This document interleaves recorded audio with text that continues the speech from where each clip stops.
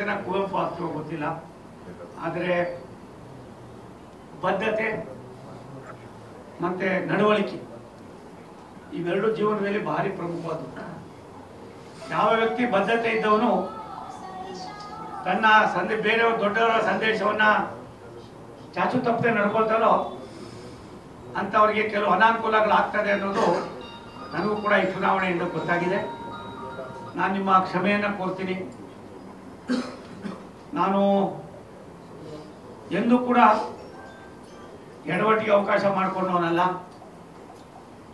ಭಗವಂತನ ದಯೆ, ಪೂಜ್ಯ ಸಿದ್ಧಗಂಗೆ ಸ್ವಾಮಿಗಳು, ಪೂಜ್ಯ ಬಾಲಗಂಗಾಧರ ಸ್ವಾಮೀಜಿರವರ ಉಪಾಶೀರ್ವಾದ ಯಾವಾಗಲೂ ಕೂಡ ನನ್ನ ರಕ್ಷಣೆ ಆಗಿದೆ ಅನ್ನುವ ಮನೋಭಾವನೆಯಲ್ಲಿ ಬದುಕಿರ್ತಕ್ಕಂಥ ನಾನಾಗಿರೋದ್ರಿಂದ ಈ ವರ್ಷವೇ ಈ 31ನೇ ತಾರೀಕು, ಮುಂದೆ ಬರ್ತಕ್ಕಂಥ ನಾಳೆಯಿಂದ ಬರ್ತಕ್ಕಂಥ ಜನವರಿ 1ನೇ ತಾರೀಕು ಹಳೆಯದಲ್ಲಿ ಆಗಿರ್ತಕ್ಕಂಥ ಕೆಲವು ತಪ್ಪುಗಳನ್ನ ನನ್ನ ಮನಸ್ಸನ್ನ ತಿದ್ದುಕೊಳ್ತಕ್ಕಂಥದಕ್ಕೆ ಇವತ್ತು ಕೊನೆಗೊಳಿಸೋಣ. ಮುಂದಿನ ದಿನಗಳಲ್ಲಿ ನಾವು ಬೇರೆ ರೂಪದಲ್ಲಿ ಹೆಜ್ಜೆ ಹಾಕೋಣ.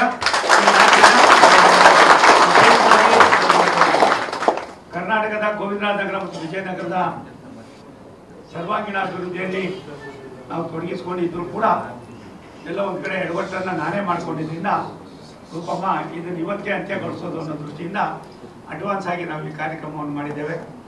ಯಾರಿಗೆ ಹೊಸ ವರ್ಷದ ಅಡ್ವಾನ್ಸ್ ಆಗಿ ಶುಭಾಶಯಗಳನ್ನು ಕೋರಿ ನನ್ನಿಂದ ಆಗಿರ್ತಕ್ಕಂಥ ಈ ಒಂದು ಎಡವಟ್ಟಿಗೆ ನಿಮ್ಮ ಮುಖೇನ ಈ ಭಾಗದ ಜನರಿಗೆ ನಾನು ಕ್ಷಮೆಯನ್ನು ಯಾಚನೆ ಮಾಡ್ತೀನಿ.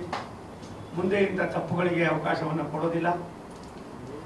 ಒಂದು ಮನುಷ್ಯ ಎಲ್ಲೋ ಹುಟ್ಟಿ ಎಲ್ಲೋ ಬೆಳೆದು ಎಲ್ಲೋ ಅಂತ್ಯವಾಗ್ತೀವಿ.